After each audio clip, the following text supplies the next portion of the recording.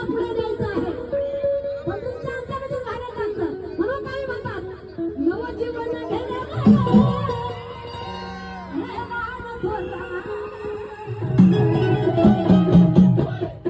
सारी कमाई माझी